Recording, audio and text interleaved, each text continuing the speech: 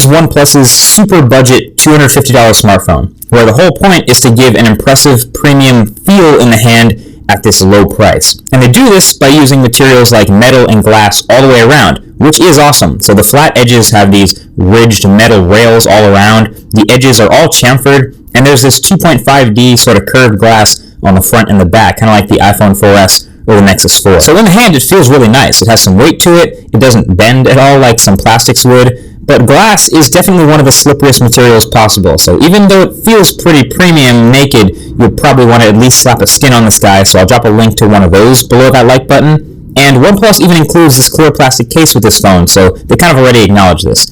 And of course, glass is also a fingerprint magnet in this black color, so there's also a white version available that shows less smudges. But beyond materials, this is a classic OnePlus piece of hardware. So power button and volume rocker on the right-hand side, and the alert slider on the left-hand side. Really happy to see that there. And there's a decent speaker on the bottom. Only the left grill is a speaker, and it gets kind of loud, but it definitely distorts at the highest volumes. Now, inside, you have a similar piece of hardware to, I guess, the OnePlus One. So a Snapdragon 801 Adreno 330, 3GB of RAM, which has been pretty awesome for a budget phone. And right up front, you have a 5-inch 1080p AMOLED display. And I gotta say, this is the best feature of the phone by far.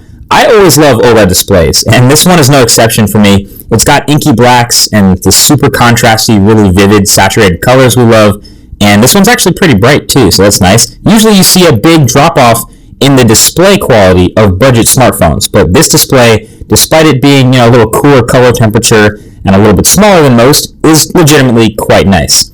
And then to capitalize on this OLED display, OnePlus has some tweaks in oxygenos just for this phone to use black more often, which you might know saves battery in an OLED. So there's a dark mode going on throughout the OS, dark background in the app drawer, dark background in the settings app, a darkened panel behind your quick settings, and even includes a bunch of new wallpapers featuring pitch black, although the one I'm using now is not one of the included ones. So I'll include that below in case you want to rock it on one of your OLED phones. And yeah, performance throughout the OS is pretty nice, pretty clean and smooth. Again, top-notch for a true budget phone. This is still technically on top of Android 5.1, so you'll note that. I'm hoping it'll get a Marshmallow update soon enough, which will make it an even sweeter deal. And OnePlus is pretty good about software updates, so even before you get Marshmallow, you get features like control over the app permissions, which is built into oxygenos.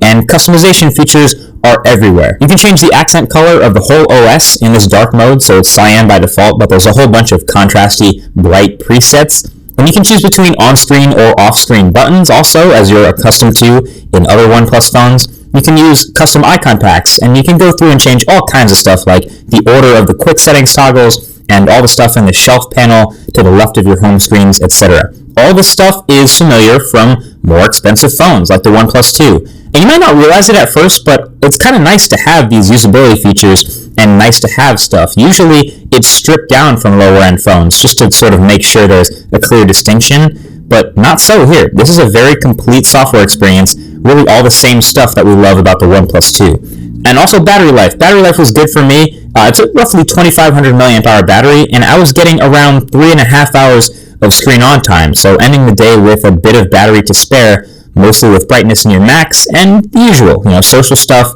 watching videos. It handled occasional web browsing, all that stuff fine. I think we can thank the OLED display for a lot of those battery savings. And you can't forget to mention the expandable storage. This phone can hold either 2 SIM cards or 1 SIM card and 1 microSD card. And lastly, the camera. Another area where budget smartphones usually fall off pretty hard. The OnePlus X is rocking a 13 megapixel camera with an f2.2 aperture, and it's actually alright. It relies pretty hard on image processing since there's no hardware stabilization, but photos in normal light look nice, and pretty much what you would expect from any smartphone. Decent sharpness, pretty tame colors, though a kind of a weak dynamic range while HDR, and then getting into low light, it doesn't completely break down like some other budget smartphones, but it kind of hangs around, which is nice to see. And really a lot of the photo taking experience is helped by the fact that the camera app in oxygenos is so quick and simple, so there's almost no shutter lag. I rarely miss a shot with it. Plenty of smartphones in all kinds of budgets really struggle with the camera being slower, but this is definitely not